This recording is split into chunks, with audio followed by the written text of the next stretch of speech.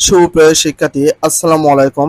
2024 সালে নবম শ্রেণীর ইতিহাস ও সামাজিক বিজ্ঞান বিষয় নিয়ে আজকে আমরা আলোচনা করব।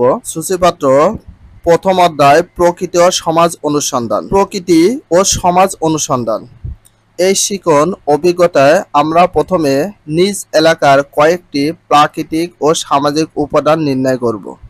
এরপর দুটো ভিন্ন ভূপ্রকৃতি ও সামাজিক বৈশিষ্ট্য সম্পন্ন জনগোষ্ঠীর ঐতিহাসিক ও সাংস্কৃতিক প্রেক্ষাপট নির্ণয় করে বিশ্লেষণ করব। প্রেক্ষাপট দুটোর উপর উপাদান প্রভাব চিহ্নিত করব। বৈজ্ঞানিক পদ্ধতি অনুসরণ করে অনুসন্ধান করার পদ্ধতি সম্পর্কে জানব। এরপর আমরা নিজ এলাকার ইতিহাস ও সামাজিক প্রেক্ষাপট তৈরিতে প্রাকৃতিক ও সামাজিক উপাদানের প্রভাব বৈজ্ঞানিক পদ্ধতি অনুসরণ করে অনুসন্ধান করব। অনুসন্ধানে প্রাপ্ত ফলাফল একটি সেমিনার আয়োজনের মাধ্যমে উপস্থাপন করব। এরপর মুক্ত আলোচনা শিক্ষক ও সহপাঠীর কাছ থেকে মতামত নিয়ে এলাকার প্রাকৃতিক ও সামাজিক উপাদান সংরক্ষণে মানুষের সঠিক দৃষ্টিভঙ্গি গঠনে করণীয় নির্ধারণ করব।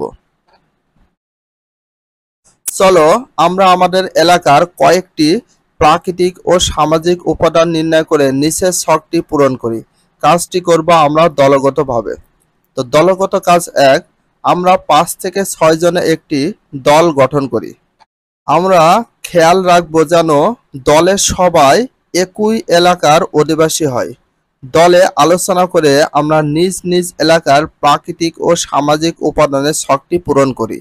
আমার এলাকার প্রাকৃতিক উপাদান, আমার এলাকার সামাজিক উপাদান। এখানে তোমাদের যে ছকটা দিয়েছে এটা হচ্ছে প্রাকৃতিক উপাদানের ছকটা পূরণ করতে হবে এবং আমার এলাকার সামাজিক উপাদান, তো সামাজিক এবং প্রাকৃতিক উপাদান বিষয়গুলো কি কি আছে সেগুলো আমরা ছকে পূরণ করে দিই। তো ফার্স্টে দেখে নাও ছকটা কিভাবে পূরণ করলাম, খুব সুন্দরভাবে দেখে নাও। যদি কখনো দলগত কাজ বা একক কাজ দেয় তাহলে এই ছকটা এইভাবে তোমরা তুলে নিতে পারো। প্রকৃতি ও সমাজের প্রভাব। আমরা এখন বাংলাদেশের দুটি ভিন্ন ভৌগোলিক ও সামাজিক বৈশিষ্ট্য দুজন মানুষের গল্প করি। এই দুটি গল্প থেকে আমরা দুটি ভিন্ন অঞ্চলের প্রাকৃতিক ও সামাজিক উপাদান নির্ণয় করব। এই দুটো অঞ্চলের ঐতিহাসিক ও সামাজিক প্রেক্ষাপট খুঁজব। তো প্রাকৃতিক সামাজিক অনুসন্ধানের এখানে খুব সুন্দরভাবে সমুদ্রে মাছ ধরার ব্যস্ত জেলেরা সেই বিষয়ে একটা পিকচার দিয়ে দিয়েছে সুন্দর করে। সমুদ্রের বুকে জব্বার হোসেন। জব্বার হোসেনের জন্ম সমুদ্র তীরবর্তী এলাকায়। সমুদ্রে মাছ ধরে এবং হাটে মাছ বিক্রি করে তার জীবন চলে যায়। বাড়িতে আছে স্ত্রী ও 3 সন্তান। তাহলে জব্বার হোসেনের বাড়িতে কয়জন আছে? টোটাল 4 জন সদস্য আছে, একজন স্ত্রী এবং 3টা সন্তান আছে। জব্বার হোসেন স্বপ্ন দেখেন তার সন্তানেরা পড়াশোনা করে শিক্ষিত হবে। হাট বাজারের মাঝে মাঝে শহর থেকে আসা মানুষদের দেখতে পান, তারা মাছ কিনে নিয়ে যান। তাদের ভাষাও জেলেদের মতো না। দাদার কাছ থেকে শুনেছেন এখানে নাকি এক সময় জাহাজও আসতো। এখান থেকে লবণ, জামা কাপড় এসব জাহাজে করে বিভিন্ন দেশে নিয়ে যেত। জাহাজে বিদেশি মানুষেরাও আসতো। শহরের লোকেরা অনেক সময় শার্ট, প্যান্ট, কোট পরে আসে। তা জব্বার হোসেনের ভালো লাগে। স্ত্রীকে জানান এবার কিছু টাকা জমলে দর্জির কাছ থেকে শার্ট, প্যান্ট, কোট বানিয়ে নেবেন। তার এই কথা শুনে স্ত্রী হাসেন। এই জামা কাপড় পরে আপনি কই যাবেন? জব্বার সাহেব ভাবেন সত্যি তো, এটা পরে তিনি কোথাও যেতে পারবেন না। এমনকি এই পোশাকে তিনি সমুদ্রে ঝাঁপ দিতে পারবেন না। তিনি বুঝলেন না লুঙ্গির মতো আরামদায়ক পোশাক আর কোনোটি হয় না। একটু গুজে দিলে হলো, কাজে লেগে পড়া যায়, আবার ভিজে গেলে বাতাসে খুব তাড়াতাড়ি শুকিয়ে যায়। জব্বার হোসেনের ছোট ছনের ঘর মাঝে মাঝে সমুদ্রের ঝড়ে ভেঙে যায়। এগুলো ঠিক করতে তখন বেশ কষ্ট করতে হয়। তারপরেও আগের চেয়ে অবস্থা এখন অনেক ভালো। মায়ের কাছ থেকে শোনা এক সময় নাকি বড় বড় ঝড়ে অনেক মানুষ মারা যেত। এরকম এক ঝড়ের সময় মা তার এক ছোট বোনকে হারিয়েছেন। এখন সমুদ্র এরকম বড় ঝড়ের আশঙ্কা হলে তারা বিপদ সংকেত পান, স্ত্রী সন্তান নিয়ে আশ্রয় কেন্দ্রে আশ্রয় নেন। জব্বার হোসেনের জীবন যেন এই সমুদ্রেই, সন্তানরা যেখানে যাক তিনি এই সমুদ্রে মরতে চান। মাঝে মাঝে সমুদ্রের পানির উপর মাছের ট্রলারে গা ভাসিয়ে দিয়ে জোর গলায় গান ধরেন। এখানে সুন্দর একটা পিকচার দিয়ে দিয়েছে, বিয়ের সাজে আয়নার সামনে দাঁড়িয়ে আছে অন্বেষণা। আজ অন্বেষার বিয়ে। ময়মনসিংহের হালুয়াঘাটে বড় হয়েছে অন্বেষার সাংমা। তো ময়মনসিংহে হালুয়াঘাটে বড় হয়েছে অন্বেষা সাংমা। চারিপাশে গাছপালা ও প্রাকৃতিক পরিবেশ সবসময় তাকে আগলে রেখেছে। আজ আয়নার সামনে দাঁড়িয়ে নিজেকে দেখে নিজে চিনতে পারছে না, বেশ সেজে ফেলেছে আজ। নিজের রুমটি পরিপাটি ঘরে গুছিয়েছে, পুরানো কিছু জিনিসপত্র সরিয়েছে। বিয়ের পর স্বামীকে নিয়ে উঠবে এখানেই। বাড়ি ভর্তি মানুষ, সবার আগ্রহ নতুন বরকে দেখা। তাছাড়া প্রতিবেশী আত্মীয় স্বজনরা প্রস্তুতি নিচ্ছে বিয়ের অনুষ্ঠানে গান ও নাচ পরিবেশন করবে। পরের বিভিন্ন খাবারের আয়োজন করা হয়েছে, কিন্তু অন্বেষা কেন যেন সবার মতো মজা করতে পারছে না। চিন্তা হচ্ছে নতুন জীবনের সবকিছু কিভাবে শুরু করবে। হঠাৎ মা অন্বেষার ঘরে ঢুকে বললেন, নতুন জামাইকে বাইরে কাজ করতে হবে, তাদের জমি জমা দেখাশোনা রাখতে হবে। তাই বিয়ের পর দিনই মেয়ের জামাইকে নিয়ে তিনি চাষাবাদের সম্পত্তি দেখিয়ে দিতে চান। অন্বেষার একটু রাগ হলো, মাকে একটু কড়া করে বলল, মা, একজন মানুষ প্রথম আমাদের সঙ্গে এসে থাকবে, বিয়ের পরদিনই তুমি তাকে কাজে পাঠিয়ে দিবে। মায়ের উত্তর, কি করব বলো, আমরা সব সম্পত্তি তো তোমার। তুমি যদি বরকে পরিশ্রমী না করে তোলো, বর তো অলস হয়ে যাবে। অন্বেষা মায়ের কথা মেনে নিল, তারপর কথা ঘুরিয়ে বলল, মা, কেমন লাগছে আমাকে? মা এবার কিছুটা মলিন দৃষ্টিতে বলেন, আমি ভেবেছিলাম তুমি দম দকমান্দা ঐতিহ্যবাহী পোশাক পরবে। অন্বেষা বলল, মা, এখন তো তেমন কেউ এই পোশাক বিয়ে করে না। মা বললেন, আমি ভেবেছিলাম তুমি সবার মতো না। অন্বেষা বলল, মা, আমি সামনের সবগুলো অনুষ্ঠানে দকমান্দা পরব। বিয়ে তো একবারই হয়, এই একটা দিন আমার মতো করে একটু সাজি।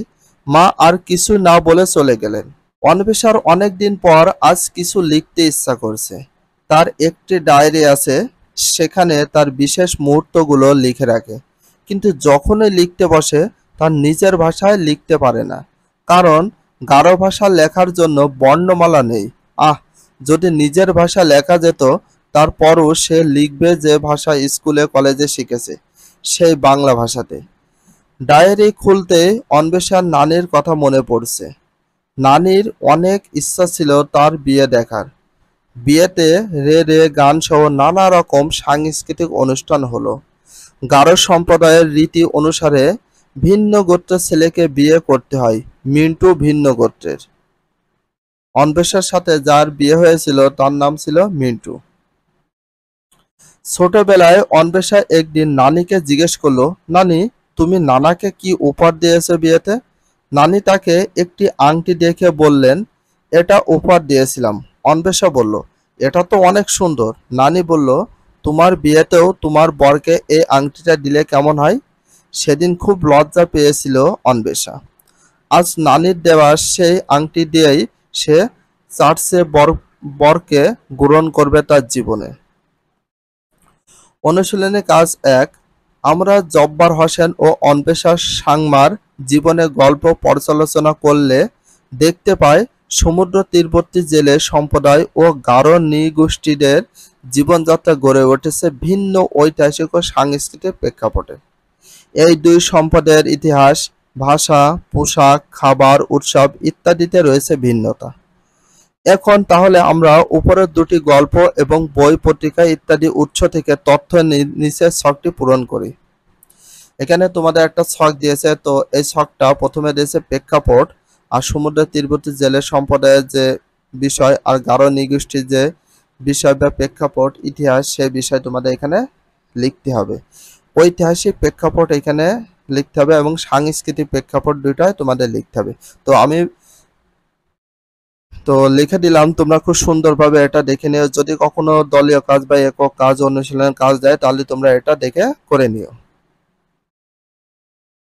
অনুশীলনের কাজ 2, জেলের সম্প্রদায় ও গারো নৃগোষ্ঠীর নিজ নিজ ইতিহাস ও সংস্কৃতি সেই অঞ্চলের প্রাকৃতিক ও সামাজিক উপাদান কিভাবে প্রভাবিত করে সেই বিষয়টি শনাক্ত করে নিচের দুটি ছক পূরণ করে। এখানে আরো দুইটা ছক দিয়েছে, একটা জেলের সম্প্রদায়ের প্রাকৃতিক উপাদান আর সামাজিক উপাদান। জেলের সম্প্রদায়ের একটা ঐতিহাসিক প্রেক্ষাপট এবং সাংস্কৃতিক প্রেক্ষাপট দুটাই তোমাদের লিখে দিচ্ছে, তোমরা দুটা খুব সুন্দরভাবে দেখে নাও। আর এখানে দিয়েছে গারো নৃগোষ্ঠী, একটা হচ্ছে প্রাকৃতিক উপাদান সামাজিক উপাদান, এটা গারো নৃগোষ্ঠীর, এটা ঐতিহাসিক প্রেক্ষাপট লিখতে বলেছে আর সাংস্কৃতিক প্রেক্ষাপট। তো দুটো আইটেমই তোমাদের লিখে দিচ্ছে খুব সুন্দরভাবে, এগুলো তোমরা লিখে নিতে পারো। উদাহরণ হিসাবে বলা যায়, জেলের সম্পদের প্রাকৃতিক উপাদান সমুদ্র, যার মাধ্যমে জাহাজে করে মালামাল দেশ বিদেশে পাঠানো হয়। সেই সঙ্গে এই সমুদ্র জেলেদের পেশা, ভাষা, গান ও উৎসব উদযাপনকে প্রভাবিত করে। এভাবে প্রতিটি অঞ্চলের মানুষের জীবনযাত্রা ও ইতিহাস সেই অঞ্চলের প্রাকৃতিক সমাজের উপাদান দ্বারা প্রভাবিত। আমরা এখন বৈজ্ঞানিক অনুসন্ধানের ধাপ অনুসরণ করে আমাদের চারপাশের মানুষের কাছ থেকে তথ্য নিয়ে বিভিন্ন প্রাকৃতিক ও সামাজিক উপাদান কিভাবে ঐতিহাসিক ও সাংস্কৃতিক প্রেক্ষাপট তৈরি করে তা জানার চেষ্টা করব। এর জন্য আমরা বৈজ্ঞানিক অনুসন্ধান পদ্ধতি সম্পর্কে জানব। এই পদ্ধতিতে তথ্য সংগ্রহ করে আমরা যৌক্তিক সিদ্ধান্ত গ্রহণ করা শিখব। চলো তাহলে আমরা এই পদ্ধতির বিভিন্ন ধাপ সম্পর্কে জেনে নিই। এখানে আমরা নমুনা স্বরূপ নিজ এলাকার সামাজিক উপাদানের পরিবর্তন কিভাবে অনুসন্ধান করব তার বিভিন্ন ধাপগুলো দেখানো হলো।